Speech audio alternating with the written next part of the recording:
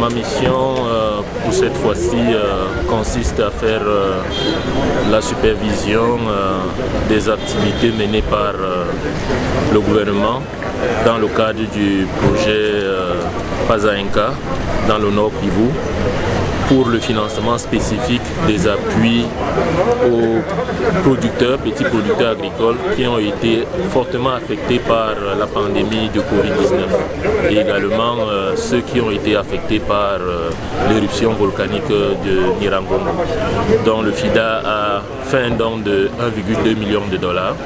Et c'est dans ce cadre-là que nous allons voir qu'est-ce que le gouvernement a réalisé par rapport à ce que nous avons compris avec le gouvernement pour assister ces populations.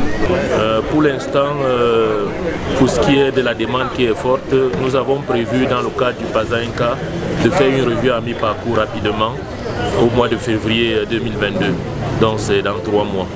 Et par rapport à cette revue à mi-parcours, il sera possible de faire ce qu'on appelle une réallocation budgétaire pour permettre de prendre en compte des situations comme celle-là, mais en allant toujours dans le sens des objectifs du projet. Oui, justement, les populations qui ont été fortement affectées par la pandémie de Covid-19 sont beaucoup plus les populations les producteurs qui font dans le maraîchage. Parce que, comme vous savez, lorsqu'il y a eu fermeture, n'est-ce pas, des frontières, fermeture des voies de transport, ces producteurs avaient déjà des productions qui étaient prêtes à être vendues. Mais comme il n'y avait plus de transport, ils ont dû perdre.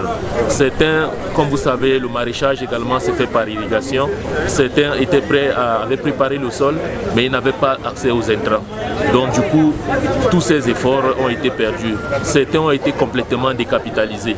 Donc c'est pour cela que nous avons ciblé ces populations principalement. Pour le moment, nous n'avons pas ça en idée. Il faudrait qu'on discute pendant la revue à mi-parcours. On voit par rapport au budget que nous avons et par rapport aux enjeux que nous avons pour en discuter. Je ne peux pas anticiper sur les résultats de la revue à mi-parcours qui aura lieu en février.